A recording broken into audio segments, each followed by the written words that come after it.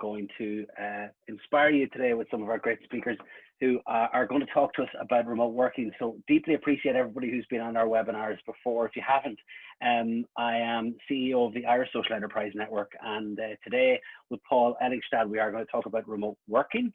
Before we do that, we're going to wait for people to log in. I'm going to go through a couple of things that we do on the webinars and tell you a little bit about the Irish Social Enterprise Network.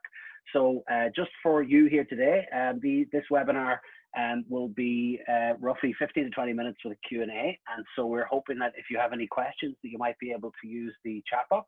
If you could, please keep your microphone on mute. You don't have to have your camera on either. We are recording the events today, so if you could just keep that in mind.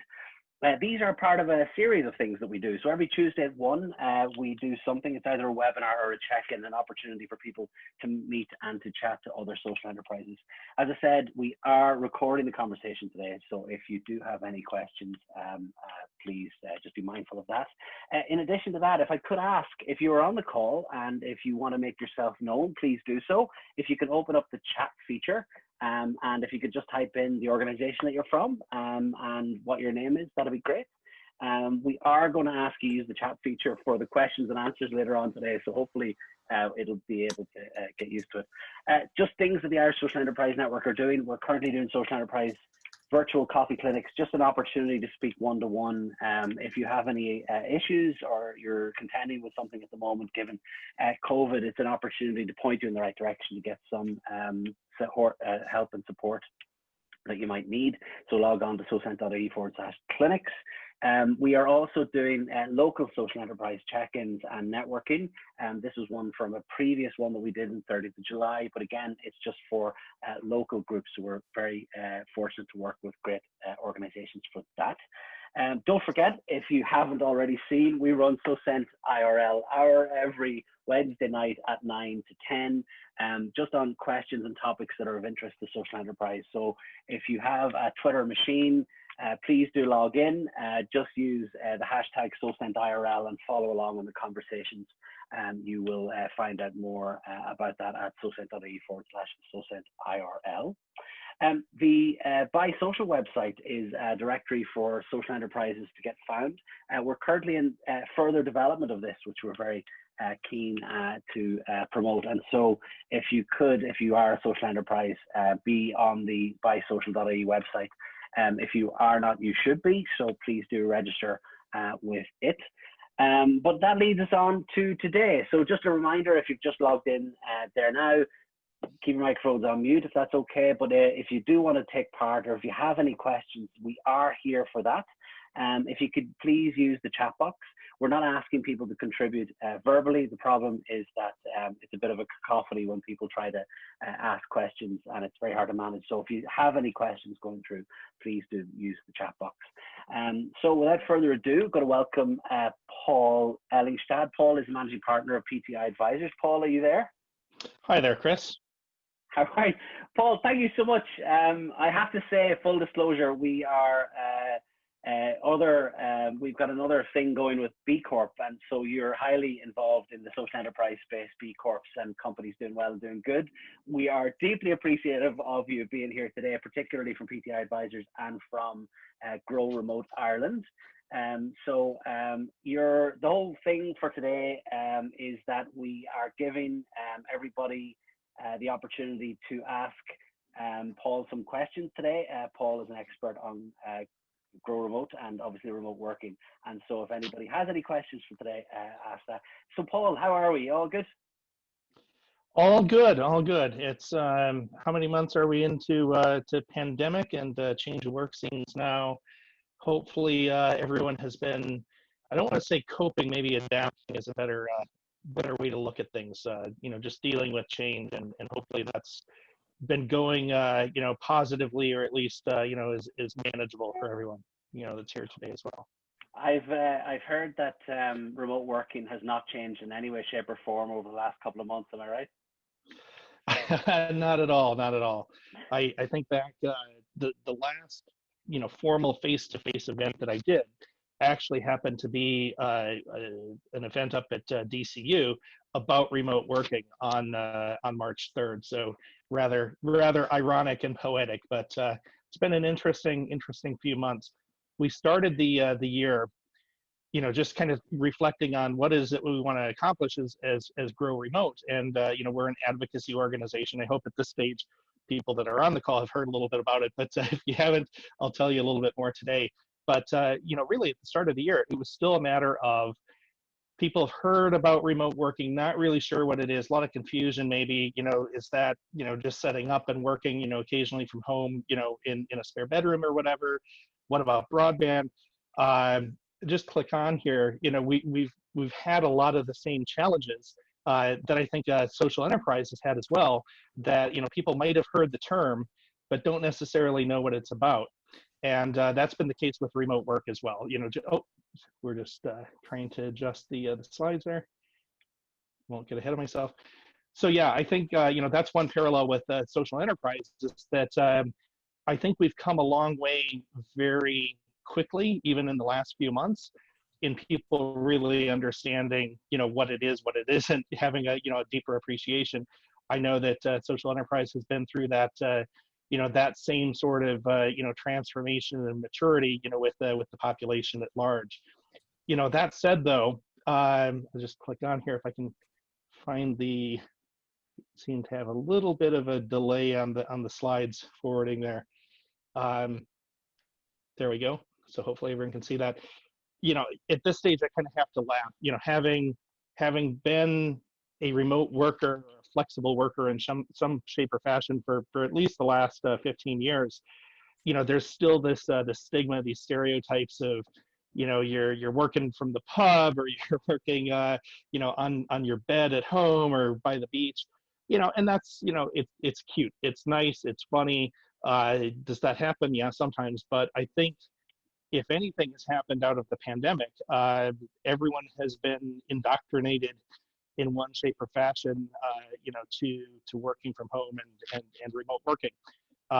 There's a lot more to it, as I think everyone has probably realized. But it's not about just this flexibility of go out for coffee, or go pick up the kids from school, or do all of these other things other than actually doing your work. So that's been sort of a positive side so far with the pandemic, if we can say there is some silver lining in terms of remote working. I just want to show one other little context here as well, that Grow Remote actually started as a group of about 24 people that really saw the potential, saw sort of how how we work is actually changing, and started in a WhatsApp group together, exchanging ideas and trying to connect the dots. And then formally in November of 2018, Grow Remote set up on changex.org, as a formal group on changex, and Tracy Keogh and the other founders, including Rose, basically put out the request. Anyone who wants to set up a chapter, please put up your hand and sign up. And boom, off we started in November of 2018. A couple months after that, just after the new year, Joe Carey, TD from Clare down where I am, participated in our launch of the Ennis area Grow Remote chapter. And a month later, had Tracy and myself and some others, come up and speak before the joint Oireachtas committee on rural development. And at the time, it felt like it was still very exploratory, that even the national government kind of saw the potential, but was still exploring this. And then fast forward a year, and we started hitting sort of mainstream, not just in Ireland but around the world, that that remote working is one of these new phenomenons. It's a part of the future of work that's really hitting. It's one of the big trends. Now you want to talk about fast forwarding, COVID. Here we are in March of 2020, and we have gone from kind of a curiosity and awareness, that has a lot of room for expansion, to everyone being thrown in at the deep end, to experience firsthand what remote working is about. So just as an example, I just scrolled yesterday to see, the term remote working. I had done this about a year ago. Yesterday when I did it, 184 million results. When you put in the term remote working. A year ago it was less than half that number. So it's kind of exploded. Everyone's talking about it. A lot of people are doing it in different shapes and fashion. But yeah, we've definitely hit fast forward in terms of experiencing remote working. I just want to take a minute though and get really practical. And I'm sure there's a lot of questions, so I'm going to leave plenty of time for that. I just wanted to give a sense that, remote working is not just about having good broadband access, having a reliable connection to Zoom or Teams or Google Meet or whatever else. It really is about, how you interact, with your customers, your coworkers, your employer, the people that you serve. And, what I have seen, although there have been challenges and broadband for some people is a very major challenge, but from very local groups where I am here, just outside of Ennis in Clark Castle, we set up the Covet support network, a group of people, including the Tidy Towns representatives, the parish and other community-based groups that came together to put together the Covet support helpline. Now, this was a group that they used to meet at the old schoolhouse. It was all about face-to-face. And I've got to say, some of the people that are probably the biggest advocates of face-to-face meetups have become the biggest advocates and proponents, for the online, the online sessions in Zoom. I've been on sessions. Millennium Campus Network is a fellowship, had 1,000 people from 100 countries, all participate in a Zoom kickoff call for the fellowship a couple of weeks ago.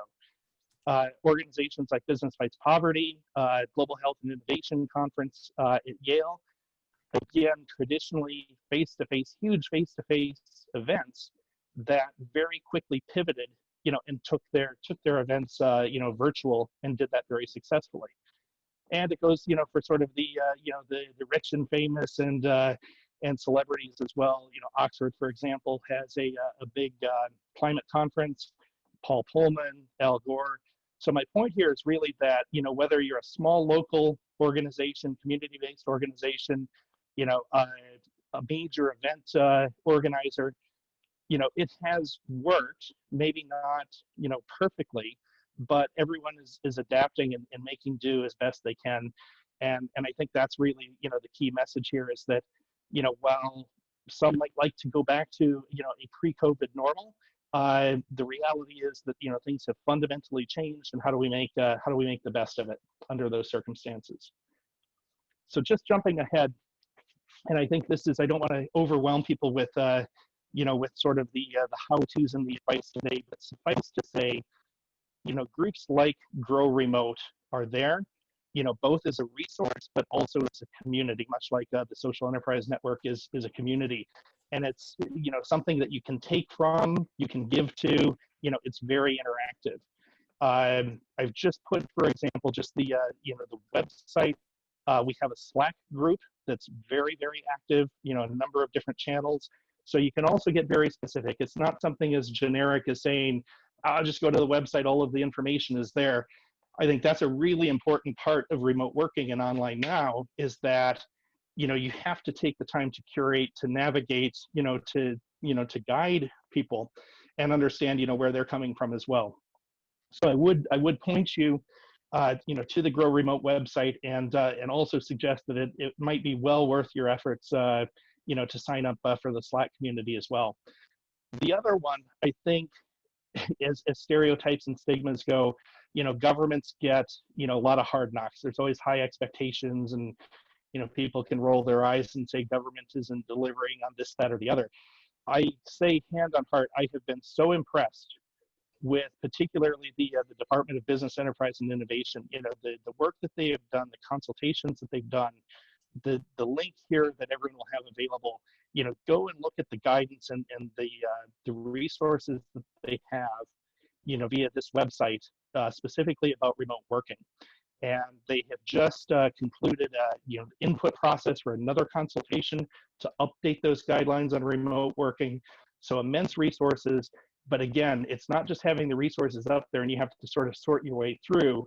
It's very, very navigable, which I think is another critical aspect of this. Don't leave it to people to have to find their way through reams and reams of information. There are others as well, and I just point out, some of the examples. Chambers Ireland, has been, very proactive in dealing not only with their members, but also, very empathetic to employee situations. County councils are starting to step up, and there's advocate organizations. And again, Grow Remote is a good example of that, but there are others. So the point here is that there's a lot of resources, but you have to sort of, number one, be aware of them. Number two, actually engage with them.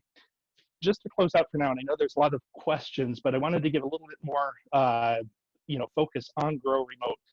So as I said, we've been set up as a more, formal, organized group for a little over 2 years now. And I think one of the things that really attracted me to Grow Remote, a lot of advocacy organizations, will look at one particular special interest group or constituency. For remote working, Grow Remote, acknowledges, addresses, and embraces, the need for employers, employees, the communities, even the environment. And so looking at remote working from a systems perspective or an ecosystem perspective, what are the different needs? What are the pros and cons from these different, constituents or stakeholders, within that ecosystem? How do we make remote working optimal, work well for all of those different groups?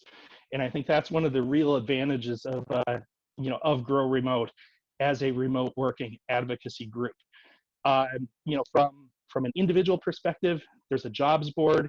From an employer's perspective, you have visibility of talent. You also have all of the other resources.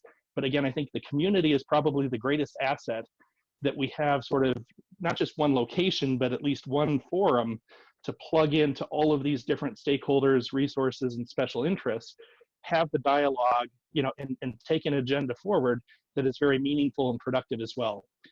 So I'm conscious of the time. I just wanted to just give a little bit of a flavor on that. Like I said, I know there are probably a lot of questions, that are coming up. And so I want to leave the time open, to talk specifically about, what concerns, what interests, curiosities, or even, positive stories or negative stories that you might have of your remote working experience, and either get those answered here on the call today, or certainly through follow-up, as we engage offline as well. Thank you so much, Paul. Really appreciate it. Just for everybody now, Paul did mention about questions. So if you do have any questions, we are asking people to put them into the chat box. So if you could please type in any questions that you might have for Paul, that'd be great. If you could just type them in to the chat box, that would be excellent. But Paul, the reason why we do these events is because we're asked to do them. It's not that we just decide that we are involved and we think it'll be good. And some of the real concerns that came up for an awful lot of social enterprises has been this new remote way of working. So some of the questions that we've already had was that people were happy enough, they didn't know how to adopt the right technology for them and their organization. And I suppose maybe if you could maybe talk to us about how to make sure that you're getting the right technology for the right purpose. Obviously, you don't want to burden somebody and you don't want to do anything else. And also the second thing is, because an awful lot of social enterprises either employ people who are socially excluded or marginalized, or might not have access to internet or have access to a computer or know how to use it or whatever else, there are some challenges and there are people being left behind as well. And so there's an awful lot of concerns there. So maybe the first question might be, while we look for other questions that are covered in the chat box, I appreciate that. Would you be able to answer a little bit about the technologies that are used, and maybe how people might go about getting the right technologies, given that I presume COVID's going to be around for the next few while. And while we do that, I'm just going to turn off the share. Yeah, cool. Great. Yeah. So, first things first, I started my career in the IT sector, and, this is dating myself here, going back almost 30 years at this stage. It was back in the day when, technology wasn't ubiquitous. This is before the internet. This is before, smartphones. And just even to have, a PC, much less a laptop, was a big deal. It's like owning a car sort of thing. And, so we've come a long ways that on one hand, technology is in many ways ubiquitous, but yet what the pandemic has really shown is that we still have an enormous digital divide. So we're not talking about just low middle income countries, where kids don't have access to a computer for doing online schooling. We're talking about people in Ireland, people in the US and the UK and in the rest of Europe, that don't have reliable, access, to the technology or even to the connectivity. So I think first and foremost, you do have to really sort of stop and say, who am I working with? What is my working routine today with my coworkers, with my partners, my clients? What is their situation, and do they even have access to the technology? We've kind of leaped into, okay, everyone by default is doing Zoom and you're doing it with the camera on. I've got clients in Latin America that, we just tend to choose to use WhatsApp, and we do it by audio.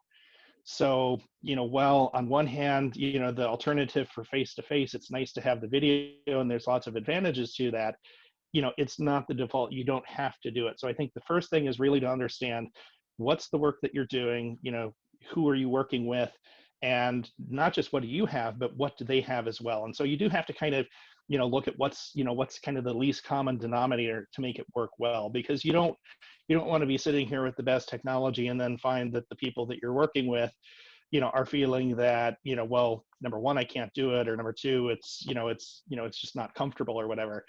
It's being sort of the customer centric in that. The good news, I think, is that things like Zoom, you can at least get a free version that works for most things. If you're doing sessions with 100 people, then you're into the premium services and doing the subscription. But I think you do have a lot of options there. I think the best thing is look at some of your peers and what they're using. Talk to them, take the referrals. Right now I see, for example, there's a lot of promotion for Microsoft Teams. There's a lot of promotion for, Google Meetup. I think you've got to find, what you're comfortable with, what you can access, and then, those that you're working with, same thing goes for them. But definitely don't default to, I've got to have the best, I've got to have video, look at how best to communicate. And also, does it have to be live, or can you do more stuff, as the term goes, asynchronous, so can you work offline as well? I know it's been quite challenging. So for example, with Ciel Bleu at the moment, a member of ours has been really challenging trying to work with people in care homes who are distant, and what technologies they're using. If you're an older age adult, you might have the technology on your phone, but you might not necessarily know how to access it or whatever else. But it's a case by case basis. But unless you do that analysis, you're not going to get that information, right? You need to figure out who your people are and what they're doing, right? Yep, absolutely. Cool. Well, couple of things. The second one then we had was just a challenge about how people get access to information, and there's an awful lot of information around, but people don't necessarily know where to go. You've mentioned about the Grow Remote community. I know you've been remote working for a good number of years. I think you're on the board of a whole host of things in America that you never have to set foot in US soil anymore, right? Because they've managed to sort that out.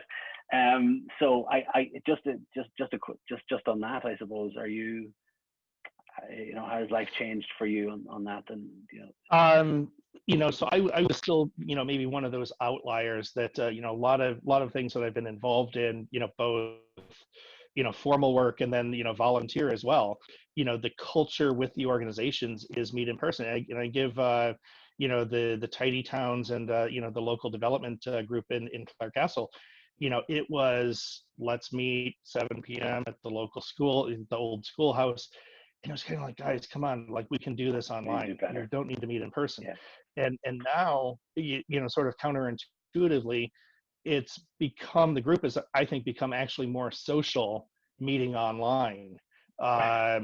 But yet, we're creatures of habit, and, we're social as well, and we want to meet up. One of the things I've seen is that, there's almost like if we're on Zoom, that's for business purposes or work purposes, we've got to be all business. One of the best things I think of lockdown and just in general going online is setting up, social sessions Yeah, with old friends, with classmates, with old, work, alumni and that. Is it the same as sort of being at a restaurant, in a pub, wherever you are? No, but definitely. you got to kind of make do. And you've had some really good social sessions, uh, even during work hours. One of my big clients, they schedule virtual water cooler sessions for people to come. There's no agenda. It's just, show up and, Log in. talk politics, talk about your dog or your pets or So, your kids and all of that. And it's fantastic. It's fantastic. sounds like what our check-ins have become. So I was asking there about the expertise, and I was kind of maybe showcasing the fact that you've been doing this for a number of years. But I'm going to come back on the expertise. Karen, great to see you. Louise, great. Danielle, the victim assistance. Pa, well done. Dave, great to see you. Ethel, fantastic. Sam's got a question. We were finding it difficult to find affordable trainings, ideally open rather than bespoke for our team. So again, that's the question about expertise. I know that Sam being involved in the cooperative movement and all the rest, and you would know all these things. But again, everybody claims to be an expert, is from what I see. So how do we find who are the experts, and how do we find good affordable trainings that suit people so that they can ask questions and find answers to things? Yeah, there are some politically incorrect, sayings out there about how, some of the fads, all of a sudden everyone's talking about it, everyone's doing it, everyone's an expert, but in reality, you know, there, there are so many different, webinars and trainings, and and most of them are free. Some of them, crazy enough, are like really, really expensive in that as well. Personally, when it comes to remote working, I find like this, the Slack community for Grow Remote, Okay. you can very openly ask any questions. It's a little bit like, crowdsourcing or crowdfunding or, old bulletin board services. You put the question out there, what's the best course or what's the best training for X? And you'll get feedback, from people that are in the know. And I think that's, there isn't any sort of, go to this one site, here's the directory, here's the good stuff, here's the bad stuff. I think those referrals that you get through communities like, the Grow Remote Slack community, Sure. you get very, very candid, So very, useful input. So just that's really useful. So for Sam, it would be good, add it into this, join up with the Slack channel on Grow Remote, add it out there. You can get the versions from people that, and get recommendations and make sure that you've got a good sound. That's really good advice. Yeah. Just a couple of things. So Cassia has been using the Grow Remote Slack and thinks it's excellent. So well done you. I'm the entire team. I know there's more than you, but a high recommendation from Cassie about that. Louise, have a question. How do we make sure that staff don't work over hours? That's a common one, right? I mean, when you're at home, you just turn on their laptop, and as managers and whatever else, you get into the habit of asking people quick email, and you don't think it hurts, but then that comes in at 9 o'clock, and that does hurt because that's kind of like I'm off time, or maybe so. Maybe they'll answer. How do Yeah. you make sure the staff don't work over hours? So one, it is a real concern, just in general. I mean, with dealing with a pandemic is already creating, real concerns about, mental health and well-being. And then you layer on top of that, we don't talk enough about, the people who can't work remotely, the people that are out of work, dealing with, with health issues, for themselves or for their family, concerns with their kids. So, anxiety and stress and pressure on top of the work pressures and that as well. As also then I think there's, a growing body of research that people are working up to 20% longer. There's like no switch off at the moment. And that comes down both to line managers as well as to you to take personal responsibility, to sort of set expectations. Of course, there are going to be exceptions. You might have to do, a call out of normal hours, but treat those as exceptions rather than, the exceptions now becoming, the rule of thumb. And again, have a frank conversation, with your line manager, about, what boundaries there are. I've personally found that, for most employers and most managers, they're going through this as well. So for all of the rhetoric about, empathetic leadership, I think there is a high degree of empathy, or a higher degree of empathy for most individuals, Totally. because they're right in the middle of this as well. So have the Um, conversation, don't be afraid about it. right. So just like, as a normal work thing, when you show up to work, I presume you just got to negotiate that. And if people do have pressures at home, you got to be aware of them and be able to work around them. I think that's pretty much it. I mean, Karen's Yeah. question is similar to this. So if you have some staff who are comfortable remote work and others who aren't, how do you strike a balance and manage that? So I presume that's kind of the same thing, which is kind of have that initial conversation, make sure expectations are clear, and try and maybe explore some of those anxieties. Is there anything extra you could do apart from just having those one-to-one conversations? Yeah, I mean, I don't oversimplify it, but again, it comes down to good management and just, good relationships as well, relationship management. In the same way that you will have extroverts and introverts, in a face-to-face setting, you just have to be very conscientious that, now, with most people, if not everyone online, again, some of those preferences, those concerns or anxieties, you just have to be very conscious both of your own preferences and how you interact, but then, that of those that you're working with as well. And again, I don't think it doesn't need to be kind of a finger pointing or oh, Chris, you're not comfortable with this. How can I help you? Don't be condescending and patronizing about it. Talk about preferences and how you find that middle ground where it's possible. No, that's really helpful. And I know that I think it's just about taking that extra time and resetting the relationship and go, times have changed, acknowledge that it's changed for everybody. What are we going to do from here? I think that's really good. Dave Dave does an awful lot is the facilitator extraordinaire.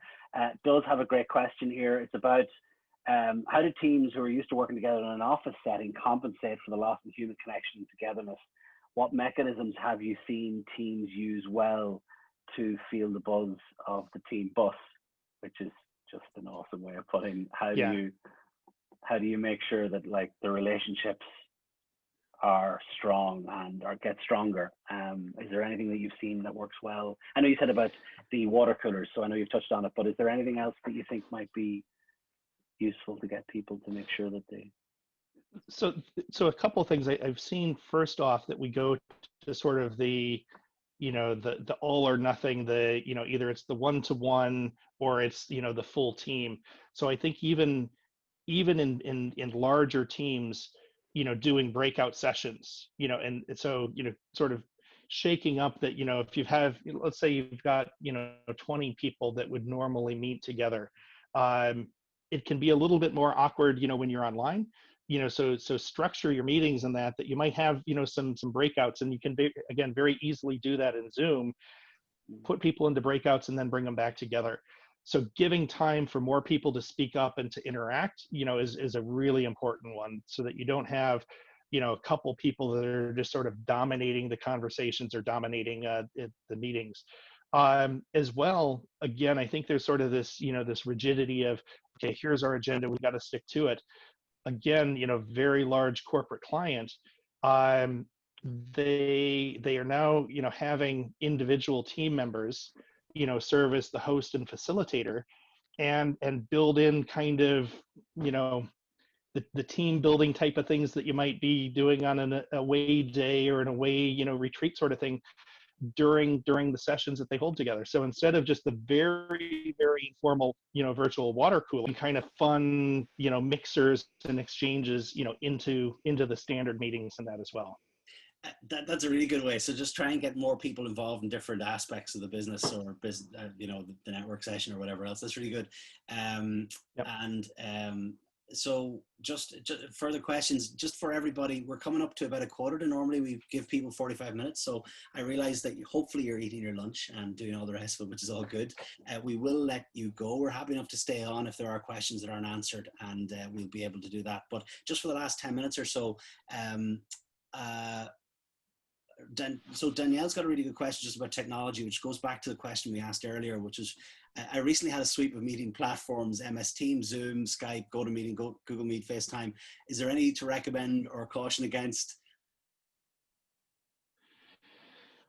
Um, I've been using Zoom. You know, that they had their first major outage yesterday, and it Yesterday, kind of came yes, as a surprise of going, yes, "Oh my God, people are freaking out about Zoom." And at the start, you know, there were also, you know, people freaking out saying, "Oh my God, it doesn't have, you know, it doesn't have the security. You have, you know, people joining." You know, they fixed a lot of that stuff. I just, my personal preference, I find Zoom very easy to use. I also use Google Meetup. I use Microsoft Teams.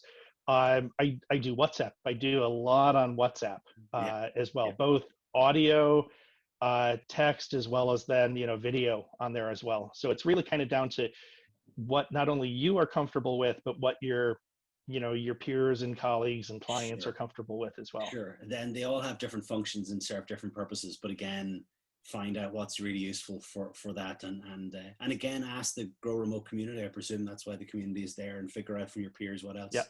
they're using as well and what Yep. people are comfortable with. Sam has mentioned about their board being happy with online meetings. I know that's probably true for my own board as well, so it's probably a really good thing too. And it's probably kept on time, which is probably not my own board. It's mostly my fault. So it's a really good, important thing though, that not Zoom fatigue is a thing, right? I mean, there's no point in going on for 4 hours on Zoom. It can be quite. Tell you a little one, and this happens, you know, this is even before the pandemic. You know, particularly in big organizations, you know, the calendars are like a doctor's office, you know, every single minute. One of the things, again, one of my clients is now instituted as policy. They've said, listen, if you're scheduling an hour-long meeting, cut it to 50 minutes, you know, Yeah, leave a 10-minute buffer. If it's a 30-minute meeting, cut it to yeah, 25. You wouldn't think that something, you know, that kind of trivial would make a difference. It makes a huge difference. You know, that little amount of time just to, you know, grab a drink, just, you know, look away from the screen instead of like, oh, I got to finish this meeting and then right on to the next one. You know, huge de-stress strategy in doing that. absolutely. I'm just getting abuse from board members as well, which privately, which is absolutely vindicated. That was only a joke. So yeah, so Sam, just from earlier, agree 100%. Need to have a culture check around respecting people's time. So this is back to the question you were saying earlier. And to Louise, a big change they made was to move away from WhatsApp for work, and they're now using Twist, a bit like Slack, as very easy ways to protect people's Mm-hmm. attention, which is quite good. So knowing all these technologies and knowing that they exist is really kind of half the battle.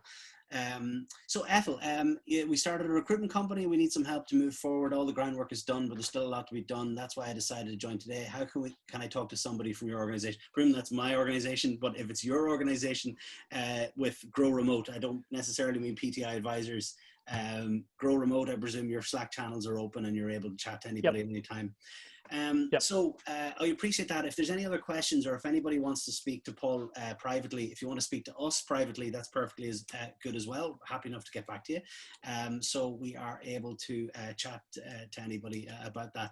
One of the reasons, as I said at the very start, why people join and why people are asking for help on this particular topic was because social enterprises felt like it was a particular issue that is affecting them. And I suppose just having an entry point to find more information is half the battle. People want to be pointed in the right direction to find the information that will support them. And while not any one person is a messiah for any of this, the collective group are able to answer the vast majority of questions in this, I presume, Paul. Yep. Do you want to maybe restate maybe some of the access points for people and how to get involved and some of the Yep. things that they might be able to do? Oh, and thank you very Yep. much, Gordon. So I just put that in the chat. So if you go to growremote.ie, the website, you know, you'll see on the main landing page, you know, click here to join the Slack community. We're also on LinkedIn, Facebook, Twitter, probably missed something else, but again, really active, you know, the whole community on there, everything from resources, but then again, a lot of the questions that come up, it's been most efficient and effective, you know, to field those through the specific channels on the Slack community. But again, check it out and post and join and engage. Great. Well, I appreciate that you host your own webinars sometimes and you talk about Yep. topics of interest that matter as well. And if there's any way that we might be able to further follow on about social enterprise as well, no doubt that'll happen.